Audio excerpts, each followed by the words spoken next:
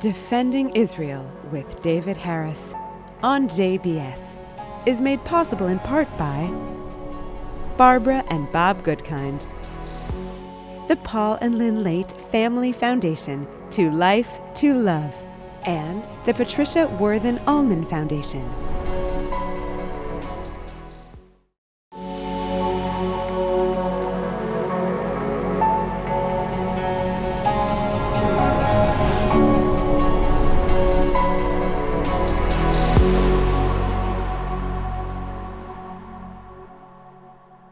Hello, JBS viewers. I'm David Harris, and this is Defending Israel. This week, I'm honored to have a very special guest, Rabbi Ammiel Hirsch, or Ammi Hirsch. Many of you JBS viewers will know Ammi from his sermons, which are frequently broadcast on this channel. Ammi is a passionate Zionist, a brilliant orator, one of the leaders of moral clarity, of moral leadership in our country, in our community, and all the more so since October the 7th. And simply for purposes of full disclosure, my wife and I were married at Stephen Wise Synagogue, where Ammi is the senior rabbi, but we were married probably when he was still in grade school. Anyway, Ammi, welcome to the show. Thank you. It's good to be here, and you are looking great. I've always admired you during your very elaborate and profound career, and your post very profound career.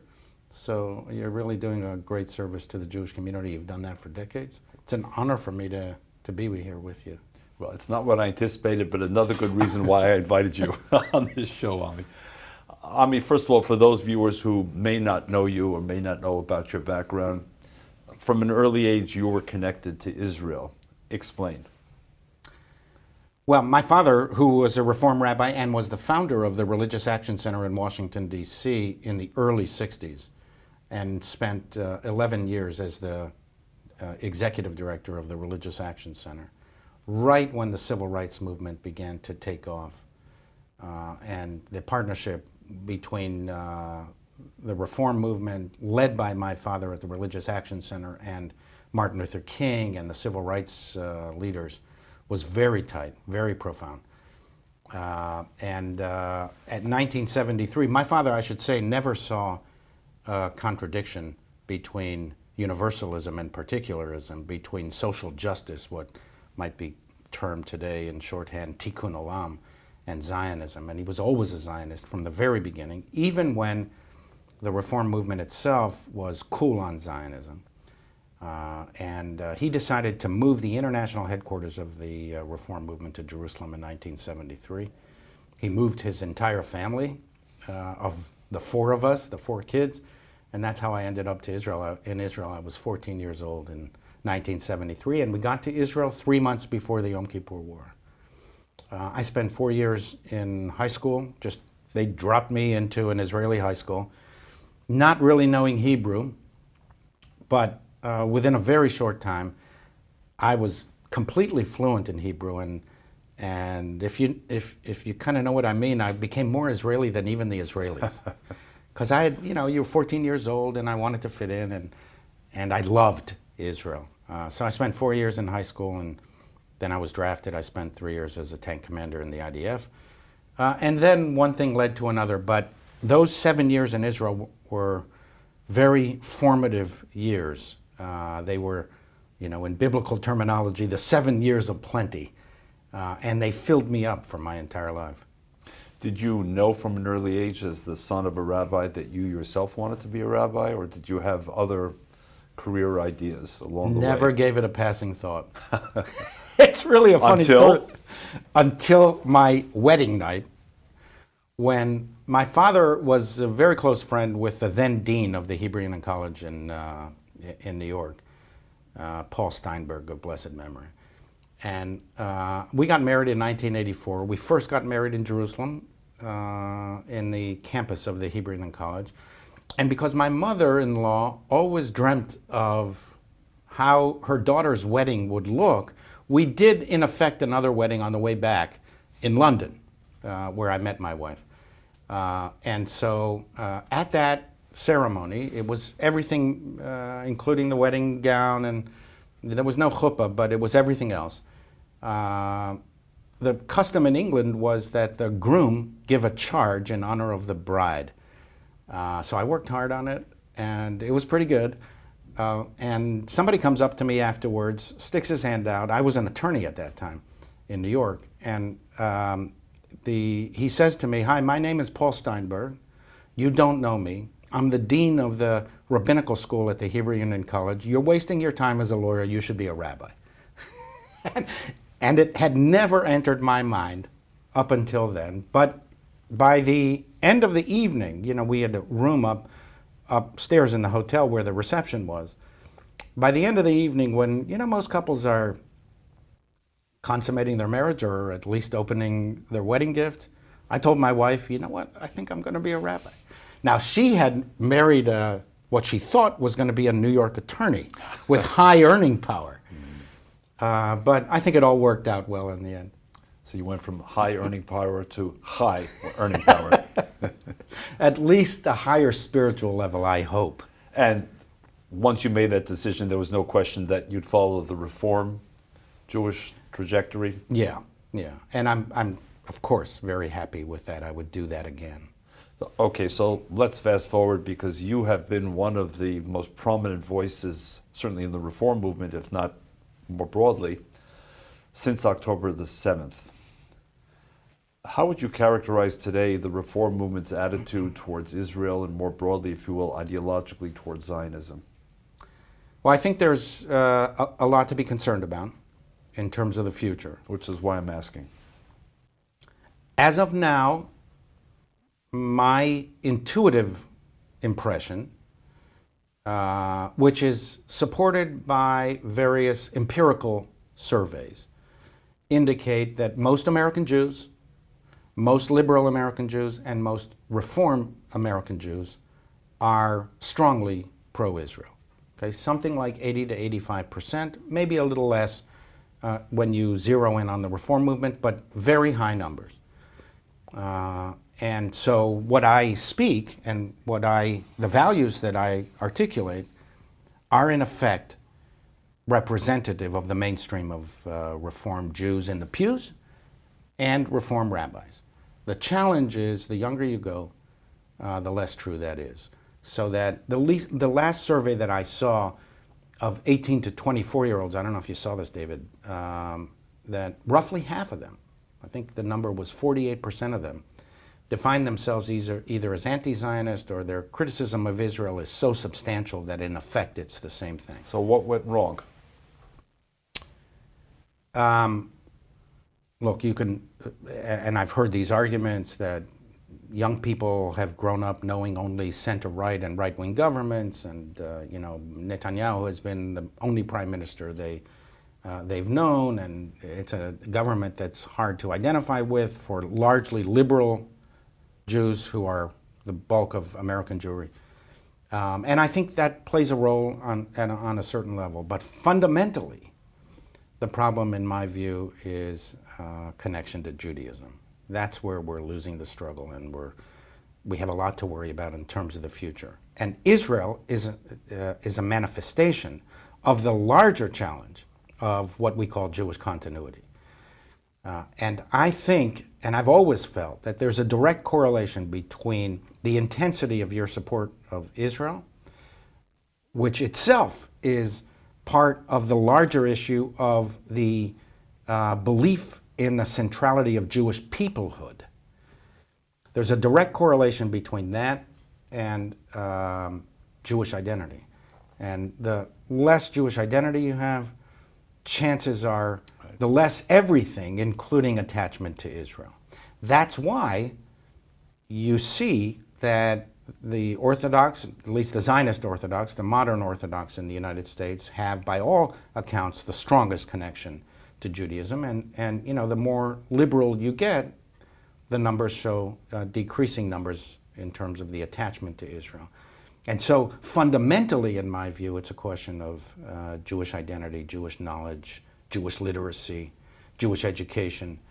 That's where we have been falling behind now for decades.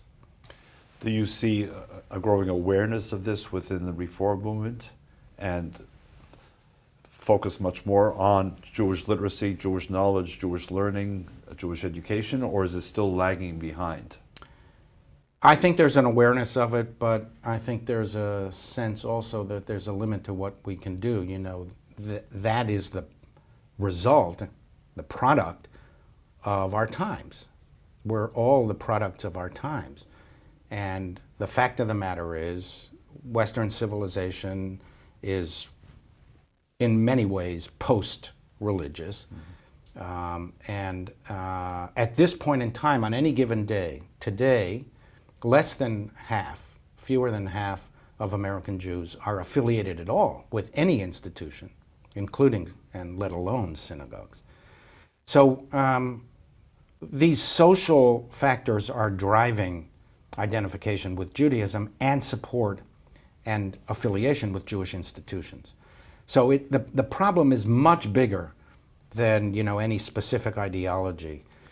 The reason that it's a problem for all of us, including those who presumably don't have such a large problem of Jewish continuity, again, go to the Orthodox world, is that most American Jews have not, are not, and will not be Orthodox. And I'm not even describing some kind of moral judgment. I'm simply stating a fact. And it's likely to continue to be that way. So if we lose the bulk of American Jewry, we're going to lose the future of the American Jewish community. So everyone, all of us, whether we consider ourselves liberal or not, or whether we consider ourselves reform, all of us, including the Orthodox, have a direct vested interest, a fundamental stake in reversing, stopping, slowing this trend down, stopping it, and reversing it over time. And if we do that, and if we raise future generations of literate Jews, the issue of Israel and Zionism will take care of itself. There are a lot of ifs in what you said. And my question is, and you're on the inside, is there in effect a war council within the Jewish world, the Jewish religious world, across denominations, within denominations, that says there's a crisis ahead? You've just described the crisis. We have to be ready to face the crisis with our own solutions. Is that the case today? I don't think there's enough awareness. And I don't think there's enough awareness in the philanthropic community either. Because if I'm right, or at least partially right, okay, and that there is the biggest challenge or a central challenge for the American Jewish community's future is Jewish literacy, attachment to Judaism itself. Then you have to say, okay, well, how do we reverse that? And there are basically three institutions outside the Orthodox community, which is the small minority of American Jews. No more than 6 to at most 10% of American Jews describe themselves as Orthodox. All the rest describe themselves as something else. Then you have to look at the institutions that are responsible for Jewish literacy, for Jewish education. And what are they in the non-Orthodox world? Aside from the family, which of course is the key structure, but for the first time in recorded Jewish history, we are living in unprecedented times, because for the first time in recorded Jewish history, the parents don't know enough to teach the kids. If you remember the Passover Agada, you know, one of the children is the one who doesn't know how to ask. And so what's the solution to the one who doesn't know how to ask? The parents teach them some Judaism. But it never dawned on our predecessors that you would reach a generation where the parents didn't know enough to teach the children. So you have that. But the three institutions of American Jewish life that are responsible for Jewish education and the installation of Jewish identity are Jewish day schools, summer camps, and synagogues. And of the three, synagogues are by far the most important. Right. One, because they reach the most number of people. By far. And two, the other institutions are limited in time. You used two terms earlier, Ami, when you spoke about anti-Zionist and non-Zionist Jews among the young cohort in particular. You yourself have said publicly that the notion of an anti-Zionist Jew is an oxymoron. Explain what you mean. It's a contradiction in terms. One, because the novelty of Zionism, what Herzl did and his successors, is not that they conceived of new ideas in Judaism. They took ideas that had been developed in Judaism for 3,000 years. Specifically, the centrality of Jewish peoplehood. Es Halagoy Gadol, I will make of you a great nation. National territory, and the covenant between God and the Jewish people and fellow Jews. That essentially is what Zionism rested on in terms of its fundamental principles. And if you read Herzl, he says over and over again in the Jewish state, we are a people, one people, almost as a revelation. Because Herzl himself was not a learned Jew. That's part of the miracle of Theodor Herzl and what makes him one of the truly consequential Jews and leaders in all of Jewish history, is he took these ideas and politicized them. He found a way to create a movement of Jews based on these ideas that led eventually to the creation of the State of Israel, the Jewish state. But they rest on the basic principles of Judaism. If you reject the centrality of Jewish peoplehood, you have rejected the fundamental pillar of Judaism, right? We're not simply a faith community. We're a people. And there is no instance in any Jewish text until modern day Reform Jews of the 19th century, Reform rabbis, that rejected the centrality of the land of Israel or of the centrality of the peoplehood of Israel. And so, and by the way, that was our position pre-existing to the Zionist movement, but within a historical blink of an eye, literally within 3 to 4 decades, we had already reversed that in the Reform movement because the people rejected it. And our analysis of history was wrong. And the Zionists were more right than the anti-Zionists, because what they saw, or at least intuited, nobody could have foreseen the Holocaust, but they intuited that there was something about the condition of Europe that was catastrophic for the Jewish body and the Jewish soul. And so they took these fundamental principles and converted them into a political movement. Now, half of the world's Jews live in Israel. So I don't even know what anti-Zionism means. Honestly, when people say, and they can be older as well, but they tend to be younger American Jews, say that they're anti-Zionists, I don't know what it means. It's one thing to have been an anti-Zionist in the debate about whether this was a good idea. Pre-1948. Pre-1948. It's a whole other matter to say there's 7.5 million Jews living in Israel now, out of the 10 million Israeli citizens. When you say you're an anti-Zionist, what does that mean? Does it mean what Hamas says it means? Does it mean what BDS says it means? What do you mean if you're Jewish and you say you're an anti-Zionist? If it means the destruction of the Jewish state, along with all of the consequent destruction of Jewish lives, that for sure is a contradiction in terms. It violates every principle of Judaism. So, and I say that especially when it comes to rabbis. Okay, and this is a particular issue for us, but all of the non-Orthodox rabbinical seminaries essentially have the same challenge nowadays. If you're a Zionist institution, for rabbinic leadership, you should be ordaining Zionist rabbis. You cannot be... And the Reform institutions, to be clear, are self-declared Zionist institutions? For decades.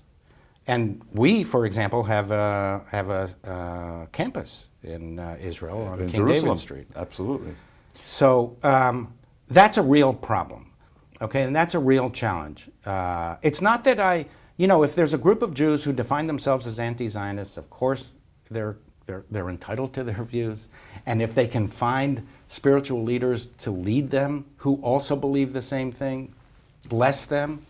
And if a young person comes and says, I want to be a rabbi and I want to be an anti-Zionist rabbi, they're entitled to their beliefs, and if they can find a community that wants to be led by them, great. They don't have to come to us. We're not the institution that should be ordaining them. And this is a fundamental issue, in particular after October 7th. Okay, and that's what I want to come to. Because you, again, Ami, have been fiery, passionate, outspoken since October the 7th in what we American Jews need to understand. What's changed in the landscape? What do JBS viewers need to understand about the difference between October 6th and October the 8th from the perspective of Ammi Hirsch? Everything changed. Okay. In fact, I would say if you're a Jew, let alone a Jewish leader, communal leader, and your agenda hasn't changed radically, chances are you're not living up to the historical demands of the times. You're not living up to your So talk to us about Jewish responsibility. About at the top of your list, what's changed and what needs to be changed as a result. First of all, we discovered that actually we are not post-existential threats to Israel, against Israel and the Jewish people. And we're not post-anti-Semitism in the West either, especially in the United States, where we kind of assumed that we were. I think there were three revelations of October 7th that, kind of like the COVID pandemic, that created certain challenges, but also uncovered a lot that was hidden before. So October 7th did the same for the American Jewish community. One, it revealed, and it revealed this to Israelis too, that despite our fervent desire and our assumptions, Israel was not beyond existential threat. And it couldn't kind of pull back, ignore the Middle East, say we're part of Europe and the West and America. We've got all this high technology and we don't have to worry about what's going on the other side. That turned out to be catastrophically wrong. And so catastrophic that it'll be living with us for decades to come. We won't recover for decades. And it'll lead to all kinds of different approaches on the security level, on the economic level, and on the political level, in every way. By the way, I don't think we're even on October 8th anymore. We're still living this Groundhog Day of October 7th over and over and over again. We're still in the trauma. We're not even in the post-trauma phase. Until the hostages are restored, until the hot war ends, and until commissions of investigations are established to investigate responsibility, assign responsibility, and to force acceptance of responsibility on the military and political level, we're not really in even the recovery phase yet. But October 7th revealed three things to us fundamentally. One, the existential threats that still exist. Two, it revealed to the Jews of the West, and in particular American Jews, who really, most of us had never before experienced any kind of consequential anti-Semitism in our lives. I mean, here and there some things, but nothing like what we're seeing today. It revealed that our assumptions about America and America's acceptance of Jews was wrong. That if we felt that we were in some kind of post-historical phase, that the Jews didn't need to worry about anti-Semitism in America, that turned out to be wrong. American exceptionalism. Exactly. And then the third issue for us was, and this is especially acute in our part of the American Jewish community, the liberal part of the American Jewish community, is we discovered that the partners we thought who were with us on so many things actually weren't. And they harbored hostility, intense hostility. At best, they were silent. At best. On October 7th. At best. And you see and at worst, the idea that great universities that were supported by Jews, funded by Jews, populated by Jews disproportionately, and were in a sense a haven for the American Jewish community that valued, like generations of Jews before us, education and knowledge and the pursuit of truth, and liberalism, that these institutions, some of which were downright anti-Semitic and tolerated anti-Semitism, whether in the form of anti-Zionism or downright anti-Semitism. It was shocking. We won't recover for decades ourselves from this. So those three conceptions collapsed as a result of October 7th, and somehow or another we have to figure out how to rebuild those three pillars, and it's going to take us a long, long time. We don't have a lot of time left, unfortunately, but I want to add to your list with this question. You yourself have said you now don't expect to see a two-state solution in your lifetime, if even it remains conceivable. Is that another fundamental change post-October 7th? Yeah, it goes to the existential issue I talked about and the liberal perspective of not only intellect but international diplomacy. The liberals, what characterizes liberals on the international stage is we believe that people can change. We believe we can change, and we believe that even our enemies can change. And that suffered a catastrophic blow in October 7th. Because the belief among many liberals was if only a liberal government took office in Jerusalem, they would see the opportunities for peace, which would lead to a two-state solution. I don't want to go into partisan... Not only that, by the way, but on the Palestinian side, too. And you've spoken with people who suffered direct consequences of October 7th, and so have I, and they were the most liberal of Israelis, the most peace-loving of Israelis, and they have radically changed their minds. Right. Does it also force some American Jews to face new political realities in this country? Is that another change after October 7th or not? Yes. All of a sudden we're looking at the Democratic Party, which was the home of at least two-thirds of American Jews. At least since FDR's time. Right. At least since FDR, who voted overwhelmingly and supported overwhelmingly the Democratic Party, and I'm not voicing a partisan opinion here. Nor am I asking you. But you know, American Jews turn around now and they look at a substantial wing of the Democratic Party that not only doesn't represent them on domestic values of race and identity politics, but that inevitably is connected to the question of Israel, Zionism, and Jews, and they see that a substantial part of the Democratic Party, which was their home for close to a century, has essentially turned against them. And that is bound to have political ramifications for the years to come. Thank you so much. It's such an honor to be with you, David. No, it's so important to have your voice, and especially now, post-October the 7th. And JBS viewers, Ammiel Hirsch. Follow him on social media. Listen to his sermons. They're well worth listening to, and happily JBS hosts so many of them. And hope to see you again next week, JBS viewers. This is David Harris, Defending Israel.